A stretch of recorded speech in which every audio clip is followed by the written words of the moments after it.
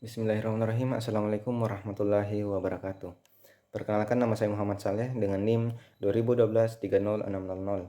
Saya berasal dari kelompok 5 dengan judul materi Strategi Sukses Infrastruktur Teknologi E-commerce dan M-commerce diperlukan untuk mendukung e-commerce dan M-commerce.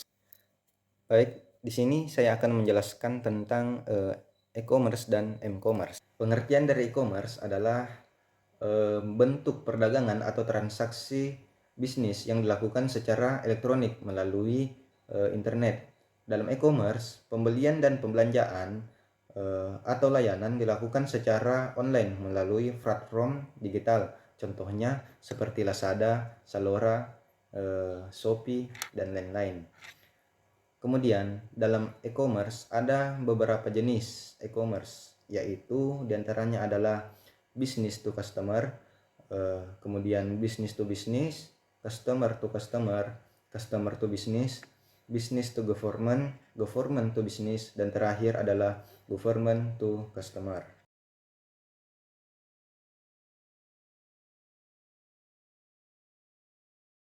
Baik, kemudian penjelasan tentang m-commerce.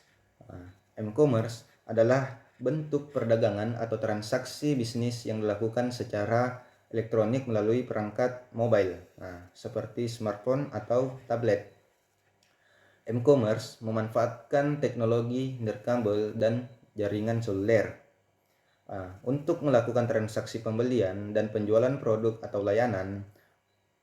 Contohnya itu kita menggunakan seperti aplikasi GrabFood, Gojek, GoPay, Traveloka, dan TikTok.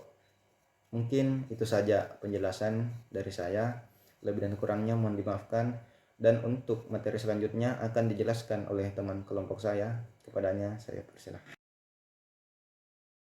Materi kedua yaitu membahas persamaan dan perbedaan antara e-commerce dan m-commerce. Dalam hal perbedaan, e-commerce ialah media pemasaran dan penjualan yang melibatkan pihak kedua sebagai penyedia sarana secara elektronik. Sementara itu, m-commerce atau yang biasa disebut dengan mobile commerce merupakan peningkatan dari e-commerce di mana aktivitas perdagangan dilakukan melalui perangkat seluler. Perbedaan yang kedua antara e-commerce dan e-commerce yaitu e-commerce dapat didefinisikan sebagai kinerja kegiatan bisnis dengan penggunaan internet. Ketika segala jenis transaksi komersial ditransaksikan dengan menggunakan perangkat seluler, itu dikenal sebagai m-commerce atau mobile commerce. Perbedaan yang ketiga antara e-commerce dan m-commerce ialah m-commerce berarti menggunakan ponsel dengan akses internet. Sementara itu, e-commerce atau mobile commerce membutuhkan laptop atau desktop. Namun, keduanya sama-sama dilakukan secara online. Perbedaan yang keempat yaitu kita dapat membayar transaksi e-commerce melalui mesin gesek tempat Anda menggesek kartu kredit Anda. Sementara hal itu, m-commerce belum memilikinya. Perbedaan yang kelima yaitu m-commerce cenderung lebih mahal dibandingkan dengan e-commerce. Perbedaan yang keenam yaitu e-commerce melibatkan transfer dana elektronik, pertukaran dana elektronik, sistem manajemen inventory otomatis, dan sistem pengumpulan data. Sementara itu, m-commerce memanfaatkan peralatan portable seperti HP, PDA, notebook, laptop, dan lain sebagainya untuk menjalankan sistem perdagangan. Sedangkan dari segi persamaan antara e-commerce dan m-commerce itu yang pertama adalah sama-sama bentuk perdagangan elektronik dan menjadi integral dalam dunia pemasaran modern. Persamaan yang kedua itu, keduanya juga membutuhkan konsumen untuk berbelanja tanpa harus keluar rumah. Persamaan yang ketiga itu, keduanya memungkinkan pengguna untuk melakukan transaksi secara online, baik melalui website ataupun aplikasi.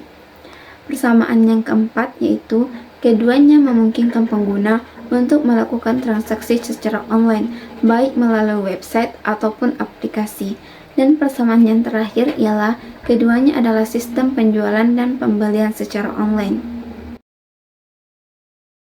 Baiklah, saya akan membacakan materi ketiga, yaitu strategi untuk akses dalam e-commerce dan m-commerce. Yang pertama yaitu riset pasar dan target audiens. Melakukan riset untuk memahami pasar dan target audiens Anda. Hal ini termasuk mempelajari tren pasar, kebutuhan dan keinginan konsumen, serta perilaku mereka dalam belanja online. Yang kedua yaitu optimasi SEO. SEO adalah salah satu pemasaran e-commerce yang paling efektif dengan meningkatkan visibilitas website Anda di mesin pencarian. Anda dapat menarik lebih banyak pengunjung dan potensi pelanggan. Yang ketiga yaitu pemasaran konten. Membuat dan membagikan konten yang relevan dan menarik dapat membantu Anda menarik dan mempertahankan pelanggan. Konten ini bisa berupa artikel blog, infografis, video, dan lainnya. Yang keempat adalah pemasaran media sosial. Media sosial merupakan platform yang efektif untuk mempromosikan produk atau layanan Anda. Anda dapat menggunakan platform ini untuk berinteraksi dengan pelanggan, membagikan konten, dan menjalankan iklan. Yang kelima yaitu pemasaran email. Email adalah cara yang efektif untuk menjaga pelanggan tetap terinformasi tentang produk atau layanan terbaru Anda. Anda juga dapat menggunakan email untuk mengirimkan penawaran khusus atau diskon. Yang keenam yaitu antarmuka pengguna yang ramah. Memiliki antarmuka pengguna yang intuitif dan mudah dinavigasi adalah kunci untuk meningkatkan keterlibatan pengguna dan mengoptimalkan konversi. Yang ketujuh adalah optimasi mobile. Mengoptimalkan situs web dan aplikasi untuk pengalaman pengguna mobil yang mulus di perangkat mobile memungkinkan perusahaan untuk menjangkau audiens yang lebih luas. Yang kedelapan adalah personalisasi. Menerapkan personalisasi berdasarkan data pengguna seperti riwayat pembelian pelaku penelusuran dapat meningkatkan tingkat konversi dan meningkatkan loyalitas pelanggan.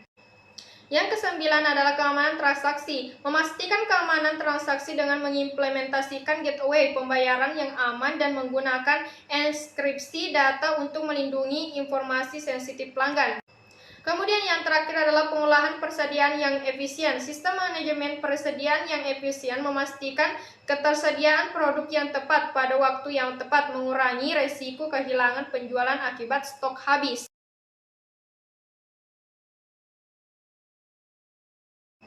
Baiklah, saya akan melanjutkan materi keempat, yaitu infrastruktur teknologi yang diperlukan untuk mendukung e-commerce dan m-commerce.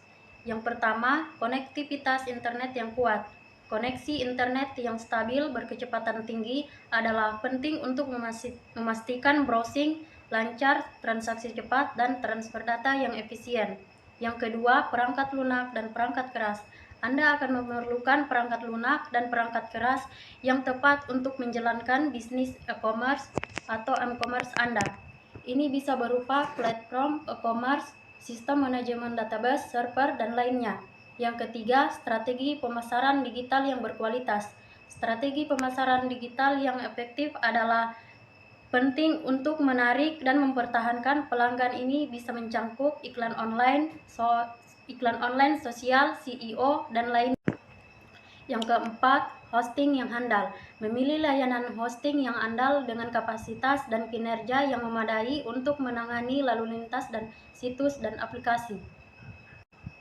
Yang kelima, sistem manajemen konten atau CMS. Menggunakan platform CMS yang memungkinkan manajemen konten untuk fleksibel dan efisien. Yang keenam, database yang aman. Implementasi sistem manajemen basis data yang aman untuk menyimpan dan mengelola informasi pelanggan dan produk dengan. Yang ketujuh, integrasi gateway pembayaran. Mengintegrasikan gateway pembayaran yang aman dan terpercaya untuk memfasilitasikan transaksi online yang lancar. Yang kedelapan, analitik dan pelaporan. Menggunakan alat analitik dan pelaporan untuk melacak kinerja situs web, perilaku pengguna, dan penjualan. Yang terakhir, keamanan informasi. Mengimplementasikan langkah-langkah keamanan seperti enkripsi data dan firewall untuk melindungi informasi pelanggan dan bisnis dari ancaman siber. Baiklah, itulah tadi materi yang kami bawakan. Lebih dan kurangnya mohon dimaafkan. Wabillahi taufiq wal hidayah. Wassalamualaikum warahmatullahi wabarakatuh.